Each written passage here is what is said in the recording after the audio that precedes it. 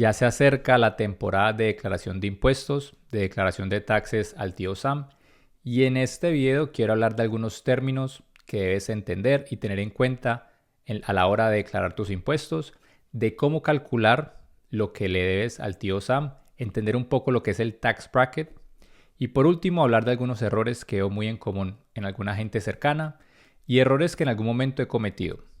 Así que sin más preámbulo, empecemos.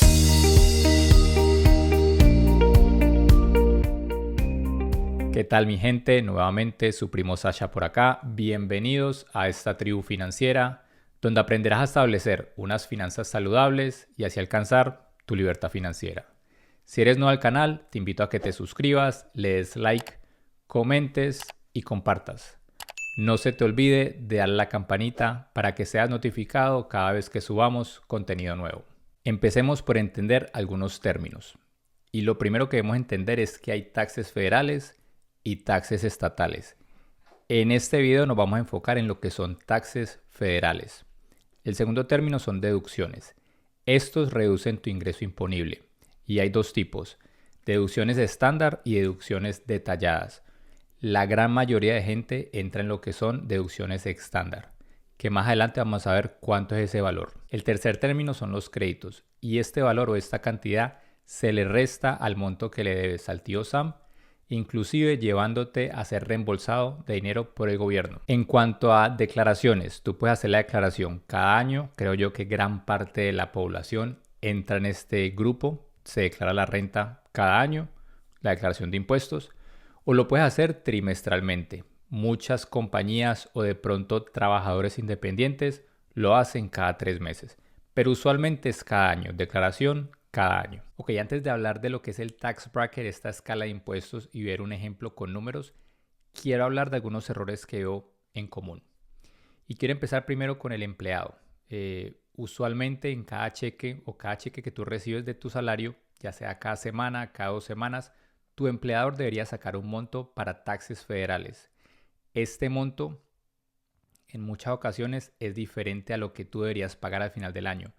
¿Por qué? Porque quizás en el W4 pusiste o muchos dependientes para que te quitaran menos o pusiste cero para que te quiten más, pero el empleador está quitando muy poquito monto en esa cantidad.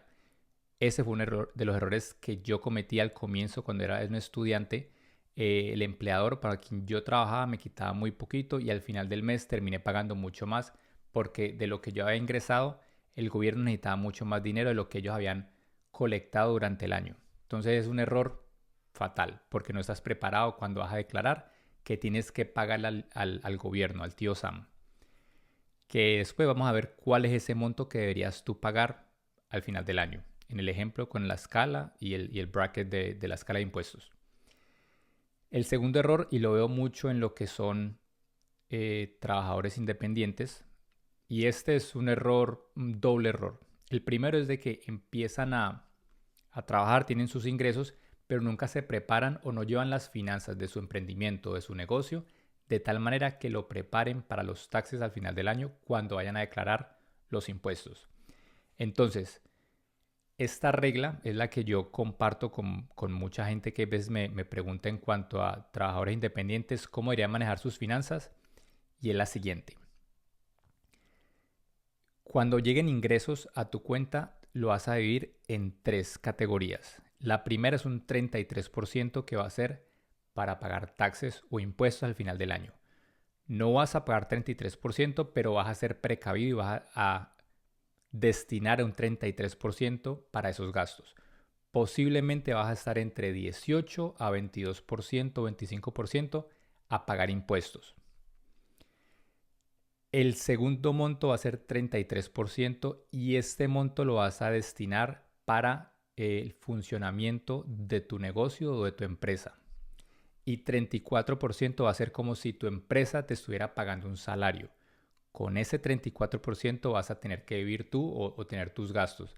Y ahí entra lo que son gastos esenciales, necesidad, gustos y ahorro e inversión. Entonces, de esa manera, estructurando esas finanzas, tú vas a eliminar el error más común, que es llegar a final del año y tener que pagar $25,000, $30,000, $40,000 en impuestos al gobierno porque hiciste mucho dinero y no destinaste un porcentaje para esos gastos inesperados. Como dije, posiblemente vas a estar entre 18 y 25% de taxes que deberías pagar.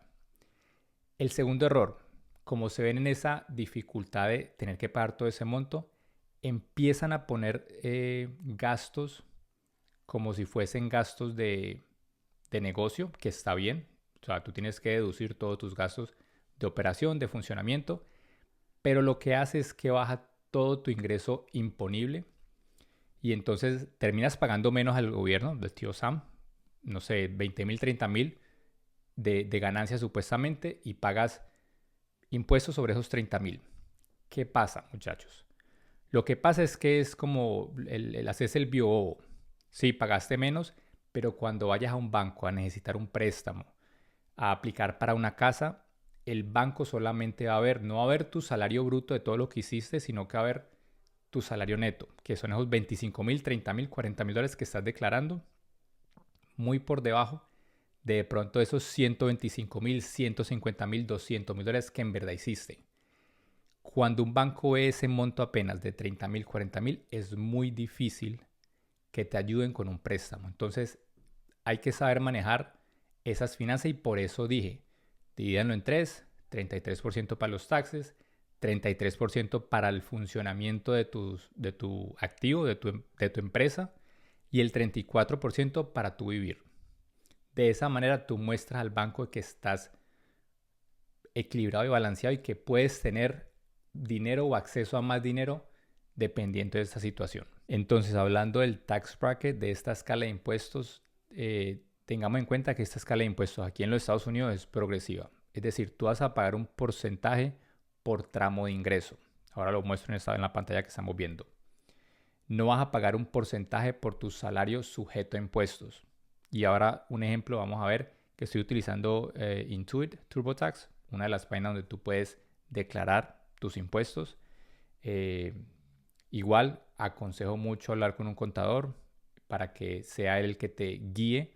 Yo solamente quiero mostrar una guía de cómo deberías calcular esto para que no te vean una sorpresa o con una sorpresa al final del año. Entonces, usualmente son dos tablas, ya sea tu estado civil sea soltero o casado. La deducción estándar para una persona soltera este año es de 15,750. La declaración estándar de una persona o un estado civil casado es de 31,500, es el doble. Entonces, como ven aquí, ejemplo, digamos que gano $50,000. Aquí no aparece, pero entonces lo que significa es que de $0 a 11,925, ese ingreso va a estar sujeto a un 10% de impuestos. Y de 11,925 a 48,475, ese valor va a estar sujeto a impuestos del 12%. De aquí va a estar de 11,000 a 48,000, va a estar sujeto al 12%. Y como dije, creo que dije 50,000, 48,000 o 50,000 menos 48,475, ese resto de impuestos va a estar sujeto al 22%.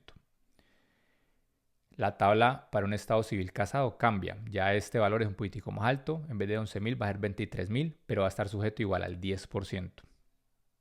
De 23,850 a 96,000 al 12% y así sucesivamente. Aquí dan un ejemplo con un salario un poco alto de 200,000, en el cual dice que, lo voy a leer, por ejemplo, si eres soltero y tienes ingresos sujetos a impuestos de 200,000 en 2025, te encuentra en la escala del 32%. Vamos arriba para entender por qué dice 32%. Entonces, 200,000 estás más o menos en este lado y aquí está mostrando que el 32% de la cantidad. Pero como dije al comienzo, esta escala de impuestos es progresiva, entonces no es un 32%, sino un poco menos. Y lo vamos a ver en el ejemplo de lo que hablo. Entonces, 2025 te encuentras en la escala del 32%. Sin embargo, no pagarás el 32% sobre la totalidad de tus ingresos sujetos a impuestos. Pagarías impuestos de la siguiente manera: 10% hasta este monto, un 12% hasta de este monto a este monto y así sucesivamente hasta llegar hasta los 200. En total, lo que dice este caso es que en realidad solo pagarías en concepto de impuestos alrededor del 20.8% de tus ingresos tributales. O sea que estaríamos hablando de $41.063 que debería pagar esta persona siendo soltera y ganando ese monto de 200.000. Al comienzo del video dije algunos errores. Digamos que esta persona está trabajando, pero este valor de $41.000 no se le fue deduciendo de su salario cada 2 semanas o cada semana y quedó en $30.000 al final del año. Él estaría sujeto a pagar el restante, que son $11.000. Ese es el error más común. Entonces, deberías tú calcular. Ejemplo, si ganas $72.000, vos a coger la tabla, hacer lo que es la matemática de cuánto deberías pagar en cuanto a ese porcentaje y ver que si tu empleador está quitando ese monto para que no te veas con una sorpresa al final del año. Si está quitando menos, hay que acomodar tus finanzas para que empieces a ahorrar y así no sea un golpe fuerte para tu bolsillo al final del año. Por eso es tan importante a veces entender esto de cómo funciona y cómo prepararte para no verte en esa situación de que no tienes cómo pagar al tío Sam lo que en verdad deberías haber pagado durante el año. Volviendo al tema de los errores, ya vimos cómo se calcula ese monto de cuánto deberías tú haber aportado durante el año. Entonces, si ese monto no está ahí, busca la manera de preparar tus finanzas para que ese monto esté disponible si te lo llega a pedir el tío Sam cuando declares tus impuestos. Nuevamente, con el ejemplo que di del trabajador independiente, divide tu salario en 3 partes, como dije, 33% para taxes. Como ya viste en ese ejemplo, una persona soltera, empleado, ganando 200.000, pagó 20%. No vas a pagar 33%, pero por lo menos vas a estar precavido para cualquier situación inesperada.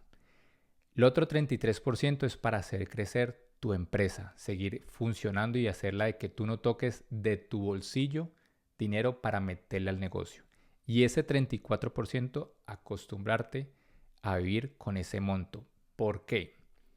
Porque en el momento que tú empieces a crear o quieras crear más valor a futuro, ya sea a través de comprar una casa, a través de emprender otro negocio, es mucho más fácil mostrar al banco poder adquisitivo que quizás tú empezar a hacer muchas deducciones, declarar $25.000, $30.000, $40.000 de ganancias para después ver de que el banco te califica y piensa que no tienes tú el poder adquisitivo para adquirir otro activo financiero.